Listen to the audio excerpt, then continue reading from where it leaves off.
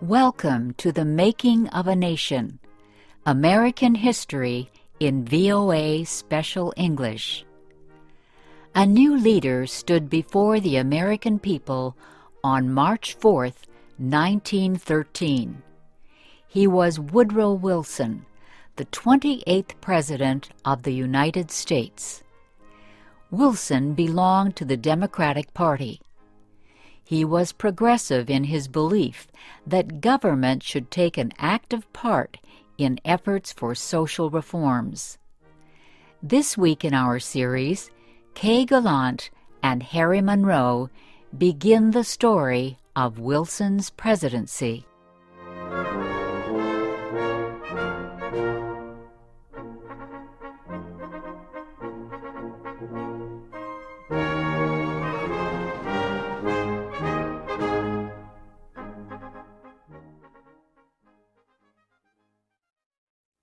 Woodrow Wilson had spent most of his life at Princeton University. First, he was a professor.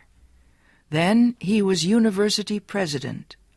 Next, Wilson was elected governor of the state of New Jersey.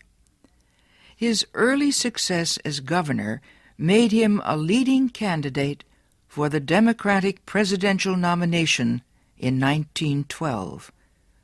Wilson traveled widely around the country during the campaign.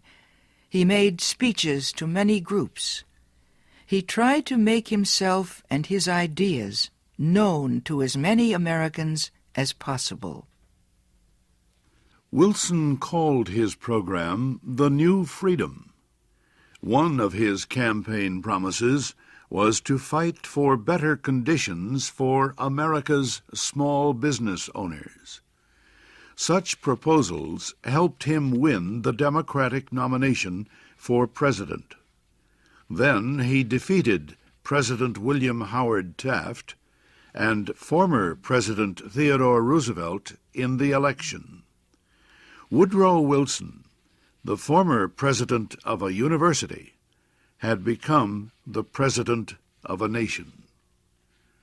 The largest crowd in Washington, D.C.'s history welcomed Wilson outside the Capitol building on the day of his inauguration. He called on the American people to join him in making the country a better place. "Our duty," Wilson said, "is to correct the evil without hurting the good. I call all honest men, all patriotic, all forward-looking men to my side."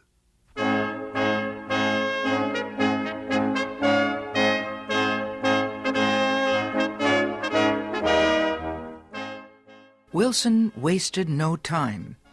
He immediately called a special session of Congress to act on Democratic campaign promises to reduce import taxes or tariffs. Wilson felt strongly about the need to reform these taxes. He broke tradition by leaving the White House to appear before Congress in person to appeal for his tariff proposals. Many members of Congress opposed Wilson's plans, but the new president used the results of a Senate investigation to win the fight. The investigation showed that a number of senators owned companies that depended